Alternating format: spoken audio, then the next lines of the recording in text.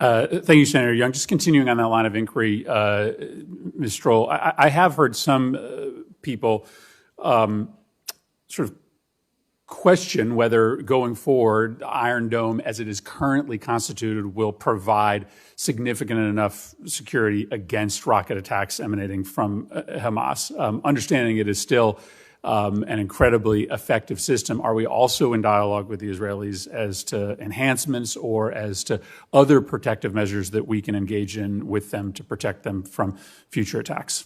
Thank you for that question. Yes, we are. We are in constant and consistent dialogue with the Israelis on a variety of issues related to their security needs, including the Iron Dome defense system. Their assessment and our assessment is that it was exceptionally effective in protecting Israeli civilians during Operation Guardian of the Walls. They are seeking this supplemental funding because they support and believe that it saves lives. We also have a variety of other missile defense programs, as well as other programs to support Israel's security needs. Let me turn to the question of China, because I do want to make sure we right-size China's ambitions in the region. There is no doubt China has an intent to grow their security partnerships in the region. But I also think that they benefit from a world in which the United States has the primary security obligation for a region that right now is much more essential to the delivery of oil to China than to the United States. And so I'd love for one of you to talk a little bit more about what China's real interests in the region are, whether they are actually willing to sort of take over from the United States as the primary security guarantor for especially Gulf nations that export oil to the world, or whether they are sort of looking to use their security assistance as a means to grow political partnerships with countries there, well, frankly, hoping to maintain a U.S. security umbrella under which they live and benefit. Thank you for that question. It truly is the question of the day. China has shown no interest in, nor a capability to contribute to regional security and stability, and we ask our partners to consider that. We know that China and our Middle Eastern partners will have a commercial relationship. We have a commercial relationship with China. The Secretary Blinken has said our relationship with China will be competitive when it should be, collaborative when it can be, and adversarial when it must be. The common denominator here is that we need to engage China from a position of strength. And security cooperation will undoubtedly play a role there in our response to strategic competition in the Middle East, but also beyond the Middle East globally. It requires us to work with allies and partners, not denigrate them, because our combined weight is much harder for China to ignore. So as Dastrol mentioned, there are certain categories of cooperation with the PRC that we cannot live with, and we have made that clear. Well, towards that end, according to the Wall Street Journal, some defense officials say they believe China hopes to build a base in the Middle East, perhaps in the UAE. On a scale of 1 to 10, how problematic would it be if China were to establish a base in a country like the United Arab Emirates that is about to get some of our most sensitive defense equipment? Thank you for that question. The current assessment is that China has a global strategy of pursuing military installations all over, including in the Middle East. It seeks to build installations, and the Middle East is one example, so that ultimately it can serve its own interests, not provide or enhance regional stability and security. So in any country with which we have a deep partnership, we talk about the risks to U.S. defense technology, to U.S. forces of a Chinese military installation. And I'll just add, in terms of whether or not China seeks to take over for the U.S. as the security guarantor of choice, what we actually view in a demonstrated pattern of how China engages with countries across the world, and we warn and discuss with our partners in the Middle East, that ultimately Chinese engagement in certain categories will violate their sovereignty, which they prioritize. And then I would note, when we were talking before about the Iran-supported UAV network or the Mercer Street, China was silent.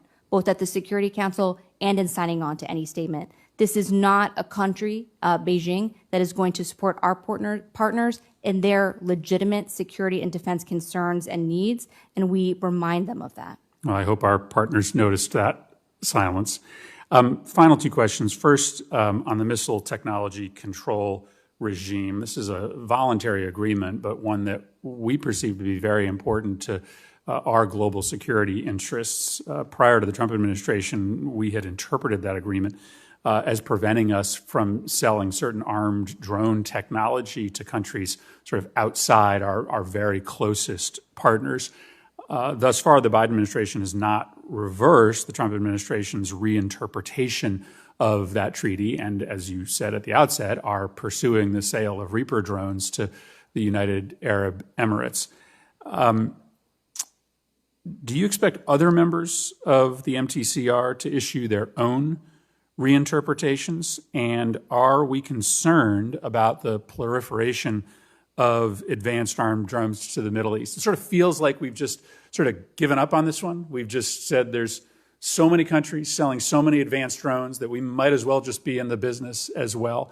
I'm not convinced that that's the right argument here. We still are a moral pace setter around the world. So a minute or two on sort of how you perceive the health of MTCR today, and what you perceive to be the ways in which we can still try to lead a global conversation about the danger of the proliferation of armed drones. I think we have frankly lost a lot of our moral authority through the reinterpretation of that regime. Thank you for that question, Senator. The Biden-Harris administration conducted a review of our UAS export policy, determined that we would maintain the decision to invoke national discretion on the implementation of our commitment to the MTCR, but that does not mean that the United States will automatically approve a UAS export. We will still conduct a case-by-case review. The non-proliferation factors that are identified in MTCR guidelines will continue to play a really important role. We'll consider the transfer's effect on U.S. national security interests, including human rights and other foreign policy objectives, as well as the recipient country's capability and their willingness to effectively, responsibly use this technology, and of course, to safeguard U.S. origin technology. And finally, just a question on the sort of merits of escalatory versus de-escalatory policy. This town loves military escalation, makes a lot of people rich here. De-escalation is not as lucrative. I, over the years of meeting with the Iranian Foreign Ministry, I'm one of the few here that does, take everything they say with a giant shaker of salt. But I think there's some truth to one of the things they consistently say, which is that, you know, our missiles are primarily pointed at the Saudis. And every time you sell them more, every time you give them and the Emiratis more equipment and more lethality, more capability, we invest more in our own. What's our sort of overall thinking about, if our interest is in ultimately getting the Iranians to give up their ballistic missile program, how do we defend a continued buildup of arms on the other side of that contest for regional hegemony? What's our sort of current thinking on the benefits of arms escalation versus arms de-escalation? Thank you for that question. It gives us an opportunity to reflect, as does the entire hearing, on some of the bigger picture issues. Security cooperation plays a really important role in our Middle East partnerships, but it is not the only answer. And so I would stress that our arms transfers, our security cooperation, are not going to be the answer, the magic bullet to as you said, to Saudi insecurity. They're not going to be the answer to instability in the region. That will come through diplomacy and through a political solution to the region's, unfortunately, many military conflicts.